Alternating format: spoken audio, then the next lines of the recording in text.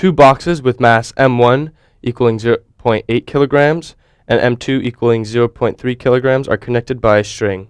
The string goes over a pulley so that each box hangs from the side of the pulley. Ignoring the mass of the pulley and the string, and assuming there is no friction between the pulley and the string, A, find a free body diagram for each box, B, find the magnitude and direction of the acceleration for each box, and C, calculate the tension of the string. So as we see in this here diagram, we have our pulley and the two weights connected by a single string.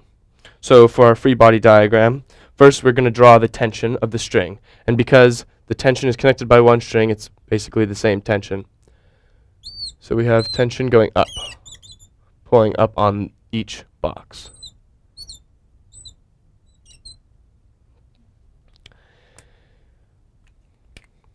Next, we have our weight of each box, which is described as M1 times gravity, which is going to be pointing down, and M2 times gravity, which is also pointing down. Lastly, we have our F net for each force. And because the weight of this box is greater than M2, the net force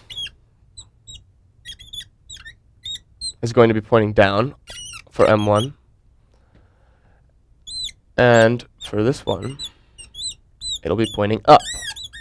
And if you visualize that, this box will be coming down, and this will be coming up because of the weight.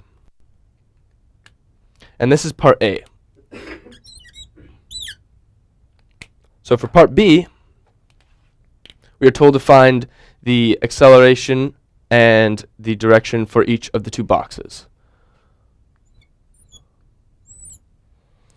So we have the equation net force equals mass times acceleration. And if we want to find what the acceleration would be, we are going to rearrange this to be this equation right here. Expanding that, we have M1g minus M2g over the total mass, M1 plus M2. Factoring out gravity, we can simply write this as M1 minus M2 over the total mass. So if we want to plug in our numbers here, we have 9.8 meters per second squared times M1 minus M2 over our total mass, which is going to be 0.8 kilograms plus 0.3 kilograms. Now calculating this, we find our acceleration to be 4.45 meters per second squared. And because they are moving at the same acceleration, but M1 is going down and M2 is going up, then we know that our acceleration for mass 1 is going to be negative 4.45 meters per second squared, and A2 is going to be positive.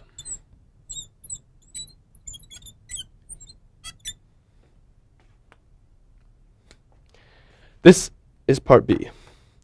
Now for our final part, part C, we are asked to find the tension of the string. And we know that the tension of the string is the same on both sides because it is just one string. So we can either use M1 or M2. And so because I'm going to use mass 1, the tension of the string is going to be M1 times gravity minus M2 times gravity. M1 times gravity. Acceleration. Sorry. Now, if we were to use M2, we would just simply make this a positive. 0.8 kilograms times 9.8 meters per second squared minus 0.3 kilograms times 9.8 meters per second squared. Calculating this value, we find our total tension to be 4.28 newtons. That concludes our problem.